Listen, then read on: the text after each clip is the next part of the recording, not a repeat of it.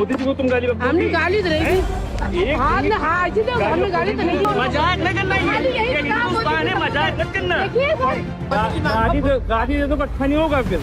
सोचिए, राजधानी लखनऊ की सड़कें, जहां संविधान की गरिमा, महिलाओं की सुरक्षा और लोकतंत्र की इज्जत का प्रतिनिधित्व होना चाहिए, वहीं अचानक कुछ लड़के नैतिक पुलिस बनकर उतर आते हैं। हाथ में कोई कानून नहीं, लेकिन सर में सत्ता का नशा जरूर बैठा हुआ है। जेब में कोई अधिकार नहीं, लेकिन जुबान पर गुंडागर्दी पूरी है। और निशाने पर है एक महिला, सिर्फ इसीलिए क्योंकि उसने प्रधानमंत्री का नाम लेकर एक हल्का सा मजाक कर दिया। यही है वो घटना जिसने पूरे देश का सर झुका दिया। लखनऊ में राष्ट्र प्रेरणा स्थल के पास हुई इस शर्मनाक वारदात का वीडियो सोशल मीडिया पर वायरल है, जहां कुछ युवकों ने मुस्लिम महिला को बीच सड़क पर रोका, उसके साथ बदसलूकी की, गालियां दी, उसे आतंकवादी तक कह डाला और जबरदस्ती उसका मास्क उतरवाकर वीडियो रिकॉर्ड किया। सवाल यह नहीं है कि महिला ने क्या कहा, सवाल यह है कि आखिर किस हक से, किस कानून से, किस संविधान से इन लोगों को यह अधिकार मिल गया है कि वे सड़क पर किसी भी महिला की गरिमा को तार तार कर डालें। कैसे शुरू हुआ यह मामला, चलिए जानते हैं। उस दिन पीएम मोदी लखनऊ आने वाले थे। सड़कें सज रही थी, व्यवस्था कड़ी थी और इस दौरान एक मुस्लिम महिला स्कूटी से गुजर रही थी। उसने एक लाइन कही, मोदी जी सबको गर्लफ्रेंड दिला दो। बस इतना कहना भर था कि पीछे चल रहे कुछ युवक अचानक देशभक्त बन बैठे। आरोप लगाया कि महिला ने मोदी जी को गाली दी, चिल्लाना शुरू, पीछे शुरू, गाड़ी रोक दी, फिर शुरू हुआ अपमान का नंगा नाच। वीडियो में साफ देखा जा सकता है कि कैसे ये युवक पहले बाइक पर चलते चलते महिला पर चिल्लाते हैं, गालियां देते हैं, धमकाते हैं और फिर गाड़ी रुकवाकर हाथ लगाने की कोशिश तक करते हैं। कौन होते हैं ये लोग? पुलिस, कोर्ट, जज, क्या सरकार? नहीं, सिर्फ सड़क के खुद स्वयं भू घोषित ठेकेदार हैं। महिला बार बार कहती रही कि मैंने गाली नहीं दी, मैंने बस मजाक किया। मोदी जी औरतों के लिए काम कर रहे हैं, मैं क्यों गाली दूंगी? लेकिन इन कथित राष्ट्रभक्तों को इससे फर्क नहीं पड़ा, क्योंकि उनका मकसद न्याय नहीं, डर दिखाना था, धर्म के नाम पर जहर फैलाना था और वीडियो बनाकर सोशल मीडिया की सस्ती देशभक्ति भी तो बेचनी थी। हद तो तब हो गई जब ये युवक महिला को आतंकवादी तक कहने लगे। हाँ, एक महिला सिर्फ एक मजाक के लिए सीधे आतंकवादी ठहरा दी गई। गाली देंगे जब गाली दे दो, अच्छा नहीं होगा फिर। समझा लो, प्यार वाली गाली देंगे मोदी को।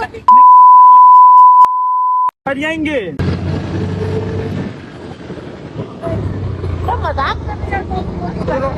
गाली रखो तुम। गाली हमने गाली तो नहीं दी। हमने क्या कहा? गाली रखोगी तुम? हमने क्या कहा? मोदी जी को तुम गाली रखोगी? हमने गाली तो नहीं दी। हाँ हमने हाँ ऐसी तो हमने गाली तो नहीं दी। नहीं आ जाए इस वीडियो। नहीं हमने गाली तो नहीं दी। हमने गाली तो नहीं दी। गाली रखोगी तुम? हमने गाली हमने कौन सी गाली दी? ने कौन सी गाली दी? उनकी माँ की बहन की गाली। हमने गाली दी जबरदस्ती। नहीं हमने गाली तो दी, हमने कहा मोदी जी गाली तुम्हारी हो गया।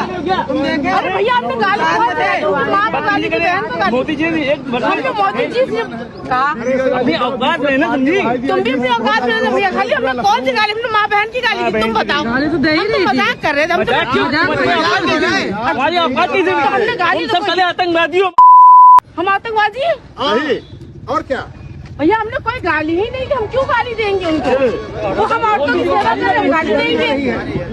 नहीं, वो हम औरतों की सेवा करें, हम गाली देंगे? झूठ न बोल। हमने ये मजाक करने को मोदी सबको गर्लफ्रेंड दिला, हमने ये बोला, इनको गाली लग गई।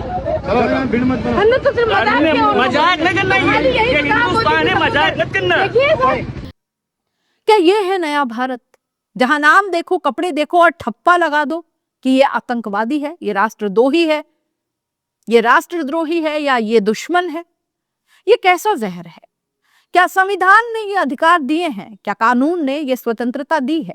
या फिर ये मानसिकता उन संगठनों से उपजी है जो अपने आप को संस्कृति का रक्षक बताते हैं, लेकिन सड़क पर गुंडागर्दी को संस्कृति समझ बैठे हैं? न सिर्फ गाली, न सिर्फ धमकी, बल्कि महिला का मास्क उतरवाने की जबरदस्ती, ताकि चेहरा साफ दिखे, ताकि वीडियो वायरल हो, ताकि सोशल मीडिया पर भीड़ जमाई जा सके।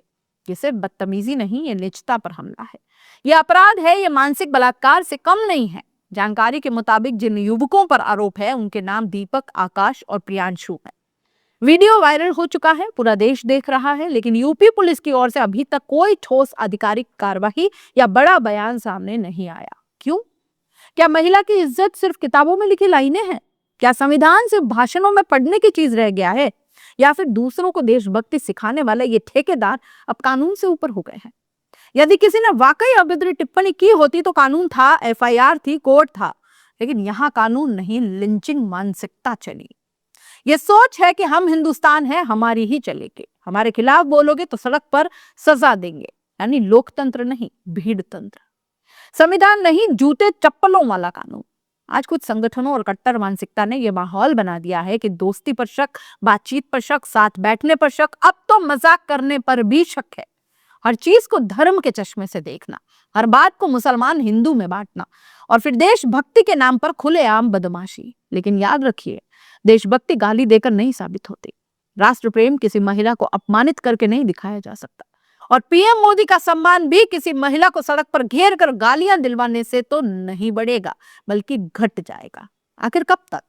यह सिर्फ एक महिला की कहानी नहीं, यह हर उस महिला की कहानी है जो सड़क पर चलती है। यह हर उस नागरिक की कहानी है जो मतभेद रखने की आजादी चाहता है। यह हर उस इंसान की कहानी है जो डर के बिना सांस लेना चाहता है।